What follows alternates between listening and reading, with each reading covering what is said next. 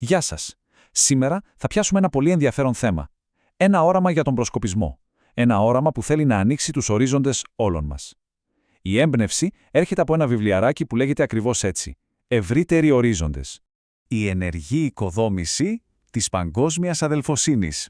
Δυνατή φράση, έτσι. Αυτό είναι, θα λέγαμε, το ζουμί της σημερινής μας κουβέντας. Γιατί ας το σκεφτούμε, σε έναν κόσμο που τρέχει και αλλάζει συνεχώς, ποιος είναι τελικά ο μοναδικός, ο ξεχωριστός ρόλος του προσκοπισμού. Εδώ λοιπόν έχουμε μια ενδιαφέρουσα αντίθεση, μια διαδικότητα. Από τη μία, οι ρίζες του προσκοπισμού, οι αρχές, οι αξίες του είναι σταθερές, διαχρονικές. Από την άλλη, για να μπορεί αυτό το δέντρο να είναι ζωντανό, να ανθίζει σήμερα, τα κλαδιά του, δηλαδή τα προγράμματα του, πρέπει να προσαρμόζονται συνέχεια, να μιλάνε στη γλώσσα της νέας γενιάς. Και το ερώτημα είναι μεγάλο. Πώς κρατάς τις ρίζες σου γερές, ενώ ταυτόχρονα αφήνεις νέα λουλούδια να ανθίσουν? Και πάμε στην πρώτη ενότητα. Το κεντρικό σύνθημα εδώ είναι ανοίγοντας παράθυρα στον κόσμο. Ωραία ακούγεται, αλλά τι σημαίνει στην πράξη? Πολύ απλά σημαίνει να πάψουμε να βλέπουμε μόνο την αυλή μας και να αρχίσουμε να βλέπουμε ολόκληρο τον κόσμο, σαν να είναι η γειτονιά μας. Για σκεφτείτε το λίγο. Αν ο προσκοπισμός γίνεται μόνο στα μέρη που ξέρουμε, με τους ανθρώπους που ξέρουμε, με τα ίδια και τα ίδια, τότε κάτι πολύ σημαντικό λείπει. Είναι σαν να ζούμε μέσα σε μια φούσκα. Ναι, μπορεί να είναι βολικό, ασφαλές, αλλά είναι και τρομερά περιοριστικό. Η πραγματική περιπέτεια, η ουσία, αρχίζει τη στιγμή που αποφασίζουμε να σπάσουμε αυτή τη φούσκα. Και εδώ έρχεται η φράση κλειδί. Πρέπει να ανοίξουμε διάπλατα τα παράθυρα, η περιοχή μας είναι ο κόσμος. Ακούστε το. Δεν είναι απλά μια ωραία ιδέα για μια δράση, είναι μια ολόκληρη αλλαγή στον τρόπο που σκεφτόμαστε. Το γήπεδο που παίζουμε είναι όλος ο πλανήτης, χωρίς σύνορα. Πολύ ωραία όλα αυτά τα οράματα, θα πει κάποιος, αλλά πώς θα κάνουμε πράξη? Λοιπόν, περνάμε τώρα στο πώς. Στη δεύτερη ενότητα, γιατί το βιβλιαράκι αυτό δεν μένει στη θεωρία. Μας δίνει στην τυριολεξία μια εργαλειοθήκη, πρακτικά βήματα για να αρχίσουμε να χτίζουμε αυτές τις διεθνείς φιλίες. Και το ξεκίνημα είναι απίστευτα απλό. Κοιτάξτε τα βήματα. Διαλέγεις μια χώρα που σε ενδιαφέρει, γράφεις ένα γράμμα στον Διεθνή Επιτρόπο και μετά περιμένεις. Εδώ είναι το μυστικό. Οι δύο μαγικές λέξεις είναι υπομονή και ευελιξία. Δεν ψάχνουμε τον τέλειο κλόνο της ομάδας μας σε μια άλλη χώρα. Όσο πιο ανοιχτόμυαλοι είμαστε, τόσο πιο ωραίες και απρόσμενες συνδέσεις θα προκύψουν. Και εδώ είναι που η φαντασία παίρνει φωτιά. Για τι είδους ανταλλαγές μιλάμε? Ξεχάστε τα ακριβά δώρα. Μιλάμε για κομμάτια της ζωής μας. Τραγούδια, με τη μετάφρασή τους. Οι κανόνες από ένα τοπικό παιχνίδι που παίζουμε μόνο εμείς. Ή ακόμα, ακούστε αυτό, κασέτες με ήχους πουλιών από την περιοχή. Σκεφτείτε το, να ακούς τα πουλιά ενός δάσους στην άλλη άκρη του κόσμου. Αυτά τα μικρά, ταπεινά πράγματα χτίζουν τις πιο γερές γέφυρες. Ή κοιτάξτε κι άλλες ιδέες. Ένας χάρτης της πόλης σου με κυκλωμένα τα σπίτια των προσκόπων. Μια συνταγή της γιαγιάς για το τοπικό γλυκό. Ακόμα και καθημερινά αντικείμενα. Μια εφημερίδα, μερικά κέρματα, ένα σπιρτόκουτο. Αυτά δεν είναι απλά πράγματα.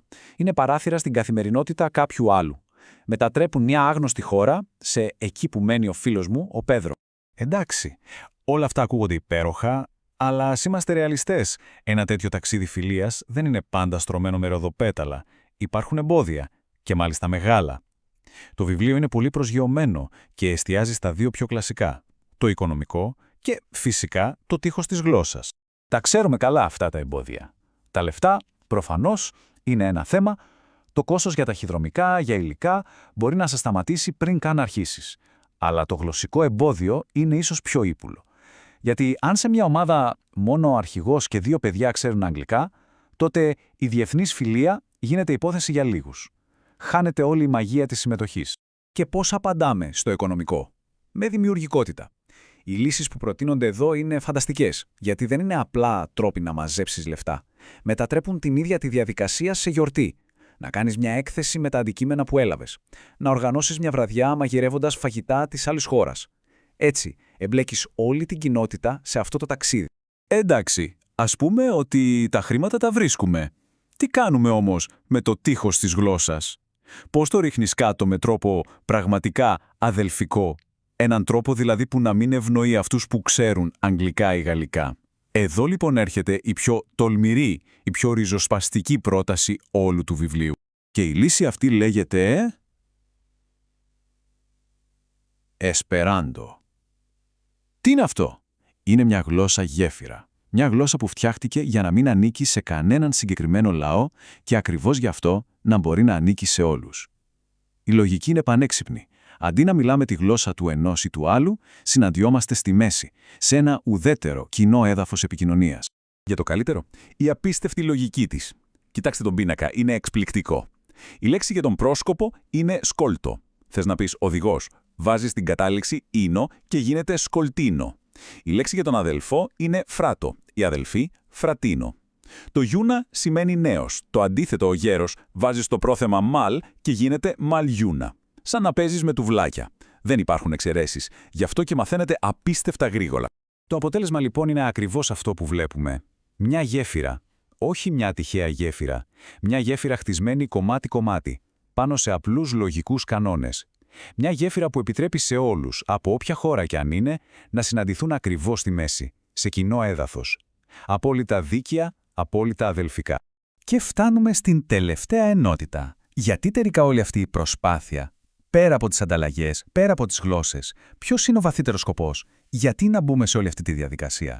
Η απάντηση αρχίζει από έναν αριθμό που είναι πραγματικά σοκαριστικός. 99,9%.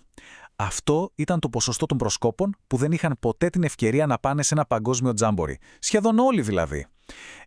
Γι' αυτό ακριβώς αυτές οι συνδέσεις σε επίπεδο ομάδας είναι τόσο σημαντικές. Γιατί φέρνουν το τζάμπορι, το παγκόσμιο πνεύμα, μέσα στην ίδια την ομάδα. Γιατί τελικά εδώ είναι όλη η ουσία.